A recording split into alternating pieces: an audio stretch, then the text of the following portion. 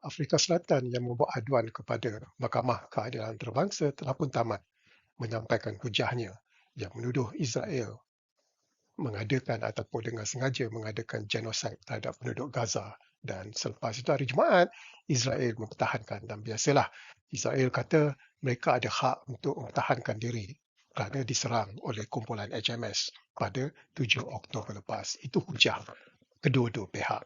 Tapi hakikatnya adalah begitu pantas sekali Mahkamah Keadilan Antarabangsa ICJ melakukan perbicaraan kerana lazimnya ianya mengambil masa bertahun-tahun.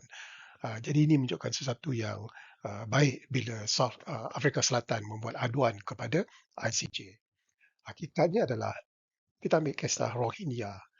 Gambia membuat tuduhan yang sama apa yang dilakukan oleh Afrika Selatan pada 2019. Tapi hingga kini perbicaraan belum lagi dilaksanakan. Dah hampir 4 tahun, 5 tahun itu. Dan juga tentang genosid di Bosnia, Srebrenica umpamanya tentang bila meletusnya perang Yugoslavia, ianya mengambil masa 15 tahun sebelum ICJ membuat keputusan berlakunya genosid oleh Yugoslavia terhadap penduduk di Bosnia. Jadi itu mengambil masa lama dan perbicaraan tentang di Gaza itu mengambil masa yang cepat, tapi kemungkinan masa keputusan yang akan dikeluarkan akan mengambil masa bertahun-tahun lamanya. Itu hakikatnya. Tapi isunya adalah Afrika Selatan perlu membuktikan bahawa Israel mempunyai niat untuk melakukan genosid. Tapi kalau kita lihat apa yang berlaku bermula di Gaza Utara, kemudian turun ke selatan, hampir 60%, 40% bangunan telah dimusnahkan. Kerana itu strategi Israel.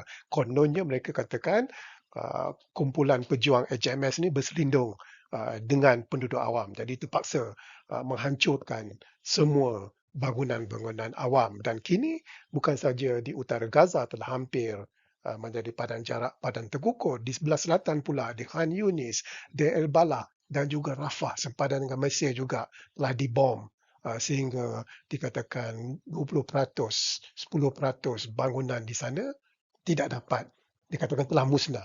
Kenapa mereka lakukan?